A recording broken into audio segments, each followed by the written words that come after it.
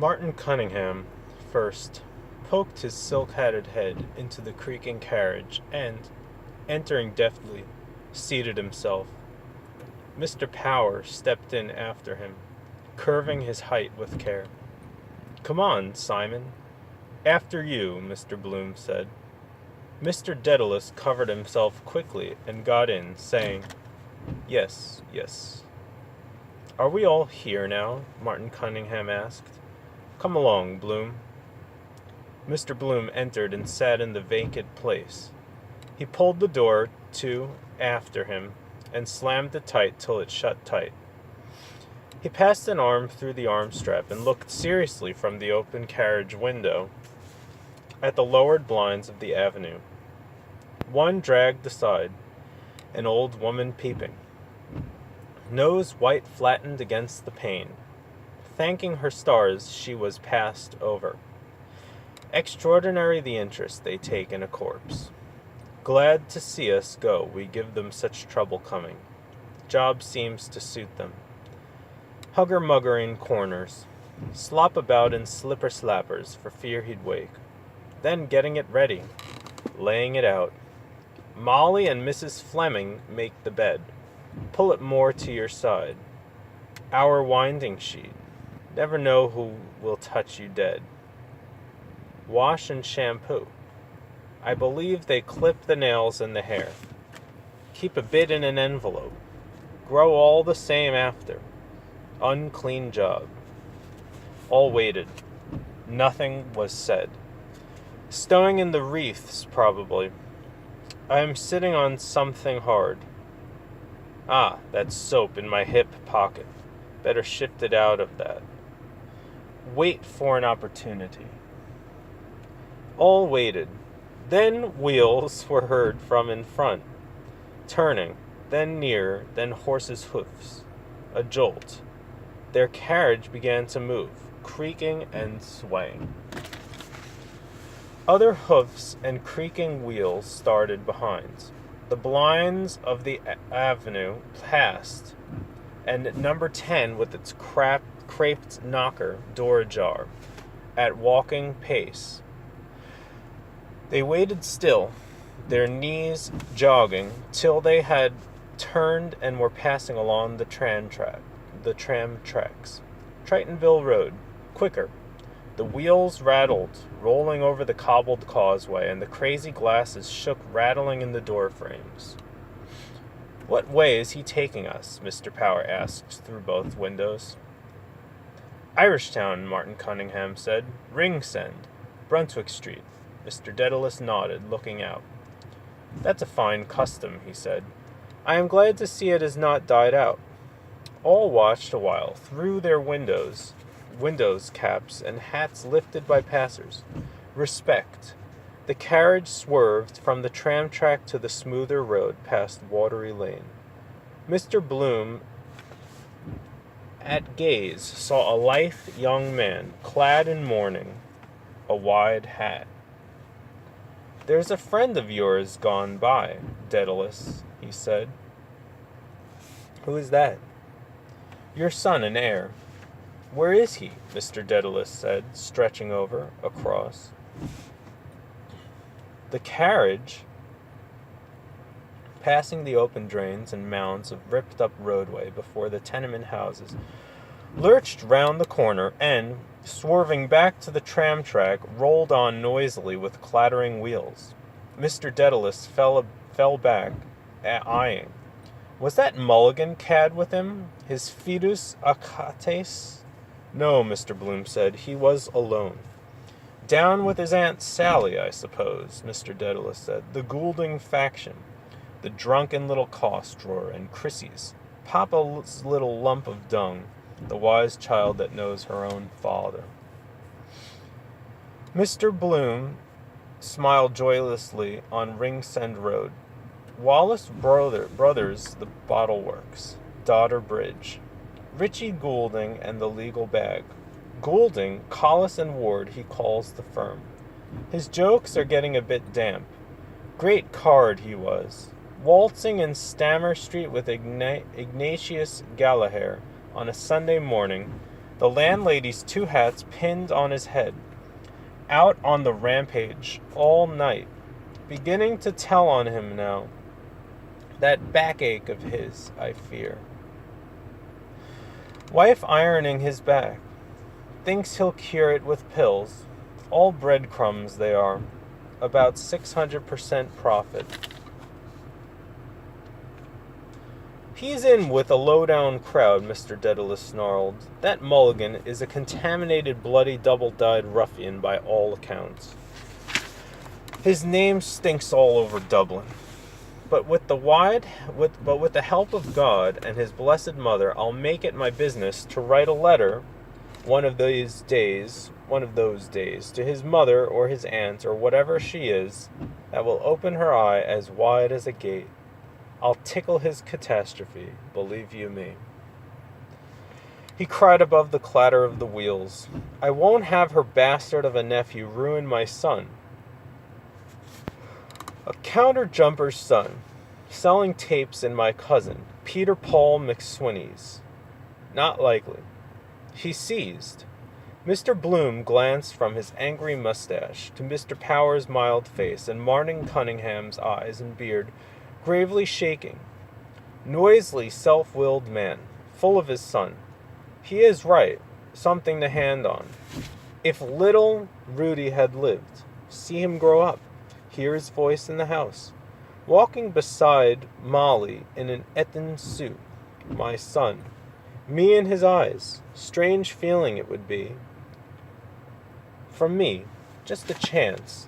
Must have been that morning in Raymond Terrace. She was at the window, watching the 2 dogs at it by the wall, of the seas to do evil. And the sergeant grinning up. She had that cream gown on with the rip she never stitched. Give us a touch, Poldy. God, I'm dying for it. How life begins. Got big then. Had to refuse the Greystones concert. My son inside her. I could have helped him on in life. I could. Make him independent.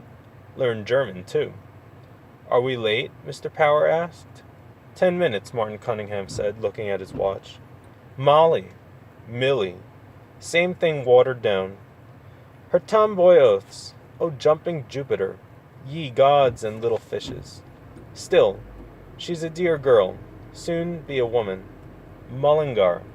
Dearest Papley. Young student. Yes, a woman, too. Life. The carriage heeled over and back, their 4 trunks swaying. Corny might have given us a more commodious yoke, Mr. Power said. He might, Mr. Dedalus said, if he hadn't that squint troubling me. Do you follow me? He closed his left eye. Martin Cunningham began to brush away crust crumbs from under his thighs. What is this, he said, in the name of God? Crumbs? Someone seems to have been making a picnic party here lately, Mr. Power said. All raised their thighs, eyed with disfavor the mildewed buttonless leather of the seats. Mr. Dedalus, twisting his nose, frowned downward and said, Unless I'm greatly mistaken. What do you think, Martin? It struck me, too, Martin Cunningham said. Mr. Bloom set his thigh down. Glad I took that bath. Feel my feet quite clean. But I wish Mrs. Fleming had darned these socks better. Mr. Dedalus sighed resignedly. After all, he said, it's the most natural thing in the world. Did Tom Kernan turn up? Martin Cunningham asked, twirling the peak of his beard gently. Yes, Mr. Bloom answered. He's behind with Ned Lambert and Hines. And Corny Kelleher himself, Mr. Power asked. At the cemetery, Martin Cunningham said. I met McCoy this morning, Mr. Bloom said. He said he'd try to come. The carriage halted short. What's wrong? We're stopped? Where are we? Mr. Bloom put his head out of the window. The Grand Canal, he said. Gas works. Whooping cough, they say it cures. Good job, Millie never got it. Poor children. Doubles, then up black. Doubles, then up black and blue in convulsions. Shame, really.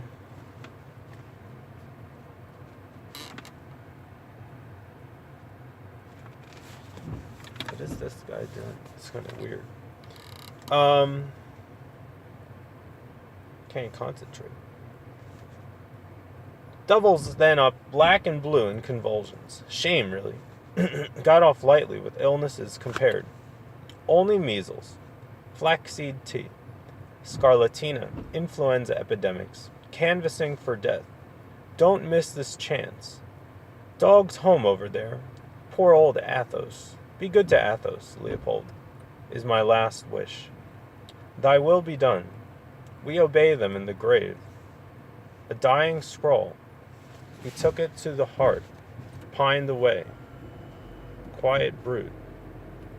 Old men's dogs usually are. A raindrop spat on his hat. He drew back and saw an instant of shower, spray. Sorry, this fucking guy, man. Smells like cigarettes now. A raindrop spat on his head. He drew back and saw an instant of shower spray dots over the gray flags. Apart. Curious. Though, like through a colander, I thought it would. My boots were creaking, I remember now. The weather is changing, he said quietly. A pity it did not keep up fine, Martin Cunningham said. Wanted for the country, Mr. Power said. There's the sun again coming out. Mr. Daedalus, peering through his glasses towards the veiled sun, hurled a mute curse at the sky. It's as uncertain as a child's bottom, he said. We're off again. The carriage turned again its stiff wheels, and their trunks swayed gently. Martin Cunningham twirled more quickly the peak of his beard. Tom Kernan was immense last night, he said, and Paddy Leonard taking him off to his face. Oh, draw him out, Martin, Mr. Power said eagerly. Wait till you hear him, Simon, on Ben Dollard's singing of The Croppy Boy. Immense, Martin Cunningham said pompously. His singing of that simple ballad, Martin, is the most trenchant rendering I ever heard in the whole course of my experience. Trenchant, Mr. Power said, laughing. He's dead nuts on that. And the retrospective arrangement. Did you read Miss Dan Dawson's speech? Martin Cunningham asked. I did not, then, Mr. Daedalus said. Where is it? In the paper this morning. Mr. Bloom took the paper from his inside pocket. That book I must change for her. No, Mr. Daedalus said quickly. Later on, please. Mr. Bloom's glance traveled down the edge of the paper, scanning the deaths. Callan, Coleman, Dingham, Fawcett, Lowry, Nauman, Peake. What Peake is that? Is that the chap was in Crosby and Allane's? Allane's? No, Sexton, Urbright. Inked characters fast fading on the frayed breaking paper. Thanks to the little flower, sadly missed, to the inexpressible grief of his, aged 88 after a long and tedious illness. Months minds Quinlan, on whose soul, sweet Jesus, have mercy. It is now a month since dear Henry fled to his home up above in the sky, while his family weeps and mourns his loss, hoping some day to meet him on high. I tore up the envelope? Yes. Where did I put her letter after I read it in the bath? He patted his waistcoat pocket. There, all right. Dear Henry fled. Before my patients are exhausted. National School. Mead's Yard. The Hazard. Only two there now. Nodding. Full as a tick. Too much bone in their skulls. The other trotting round with a fair. An hour ago I was passing there. The Yarvies raised their hats. A pointsman's back straightened itself upright suddenly against a tramway standard by Mr. Bloom's window. Couldn't they invent something automatic so that the wheel itself much handier? Well, but that fellow would lose his job then? Well, but then another fellow would get a job making the new invention? Ancient concert rooms. Nothing on there. A man in a buff suit with a crepe armlet. Not much grief there. Quarter morning. People in law, perhaps. They went past the bleak pulpit of St. Mark's, under the railway bridge, past the Queen's Theatre, in silence. Hoardings. Eugene Stratton, Mr. Banman Palmer, Could I go to see Leah tonight, I wonder? I said I, or the Lily of Killarney. Ulster Grimes Opera Company. Big powerful change. Wet bright bills for next week. Fun on the Bristol. Martin Cunningham could work a pass for the gaiety. Have to stand a drink or two, as broad as it's long. He's coming in the afternoon. Her songs. Plastos. Sir Philip Crampton's memorial fountain bust. Who was he? How do you do, Mr. Cunningham said, raising his palm to his brow in salute. He doesn't see us, Mr. Power said. Yes, he does. How do you do? Who? Mr. Dedalus asked. Blazes boilin', Mr. Power said. There he is, airing his quiff. Just that moment I was thinking. Mr. Dedalus bent across the salute. From the door of the red bank, the white disk of a straw hat flashed reply. Passed. Mr. Bloom reviewed the nails of his left hand, then those of his right hand. The nails, yes. Is there anything more in him that she sees? Fascination. Worst man in Dublin. That keeps him alive. They sometimes feel what a person is. Instinct. But a type like that. My nails. I am just looking at them. Well paired. And after, thinking alone. Body getting a bit softly. I would notice that from remembering. What causes that, I suppose? The skin can't contract quickly enough when the flesh falls off. But the shape is there. The shape is there still. Shoulders, hips, plump, night of the dance dressing. Shift stuck between the cheeks behind. He clasped his hands between his knees and, satisfied, sent his vacant glance over their faces. Mr. Power asked, How is the concert tour getting on, Bloom? Oh, very well, Mr. Bloom said. I hear great accounts of it. It's a good idea, you see. Are you going yourself?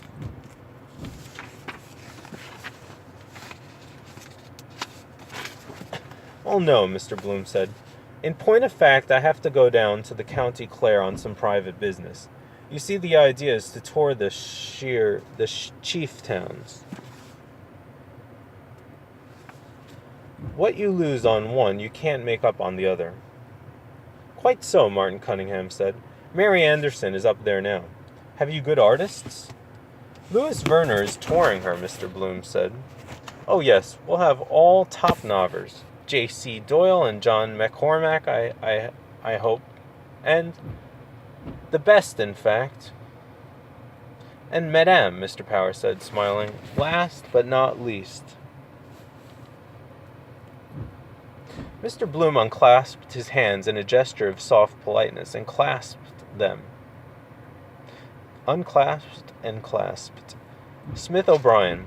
Someone has laid a bunch of flowers there. Woman.